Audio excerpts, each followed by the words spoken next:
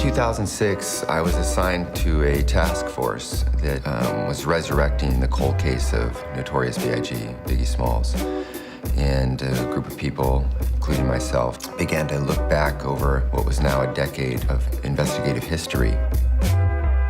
When I was in the police department, crime was the biggest thing with hip-hop, and the police department didn't really understand the correlation between the hip-hop music world and the crime. So that's where I came into play. I'll tell you how the East Coast, West Coast rift started. The problem was, it wasn't the problem between so much Tupac and Biggie, it was between Puffy and Suge-Knight. They don't have respect for the West Coast out here. Yeah, there was just, friction that had developed between Puffy Combs and Suge-Knight, and then their artists began to beef between Biggie and Tupac, and then ultimately the gangs that they associated with out here in Los Angeles, both West Coast gangs, Crips and Bloods, joined the fray. For the Crips out here in Los Angeles, there was a relationship with Puffy Combs, and so when Sean Combs was beginning to have issues with Suge-Knight, he brought these Crips around him to kind of create a barrier of protection. Suge-Knight, when he was developing his label, and his gang associates just naturally came with him. More on the life and death last night of rapper Tupac Shakur, the singer who always seemed to be in the middle of trouble. I'm pretty much the only detective that traveled to Las Vegas and to Los Angeles. Vegas was still in the dark about the hip-hop culture. As a matter of fact, LA was as well, because these guys didn't know anything about hip-hop. The Vegas PD wasn't so cooperative. LAPD had a lot of problems with the corruption.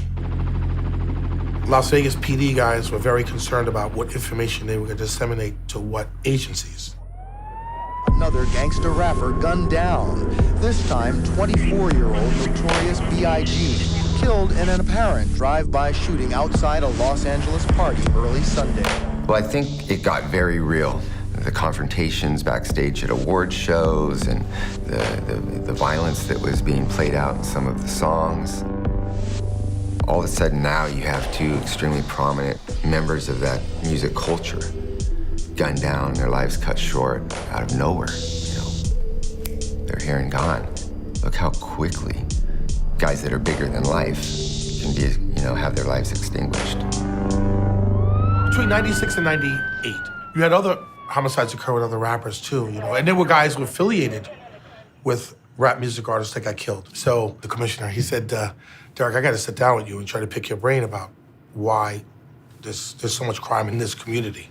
Really what we were looking for was, what were the songs saying? What were some of the lyrics saying? It helped to support the motives and the theories that we thought were behind the murders. So you could see the conflict that was existing between these record labels and some of their music. Today's times, not only has the music changed, but the way to do investigations has changed a lot too. Back in the 80s and 90s, law enforcement, especially in Los Angeles, we called it proactive policing, but we were very aggressive. We met violence with violence. If you ran from the police, you knew that you were gonna get your ass kicked if you got caught. That was just an understanding that we had. And it was a way that we would be attempting to curb gang violence. We've learned in time that it doesn't necessarily work. At the time, we thought that was the right way of doing business. When Tupac and Biggie were murdered, there was such a adversarial relationship between the police and the gang culture. The most prominent theory at the time, publicly, was that corrupt LAPD officers were involved in the murder of Biggie Smalls. And that was what was out, kind of prevailing in the media. And kind of accepted that as being true. It was like us against them, and everybody was like, well, I'm not talking, I'm not saying what happened. And then the police department had to go out and just find out. Tupac had this great prison interview. He says, I'm not against the police, I'm just against bad police. And that's a profound statement, because we generalize. We think that people from gangs just oppose the police and the police oppose gangs. But when we individualize it and you start to say, hey, these cops are doing a good job and they're trying their best in difficult circumstances.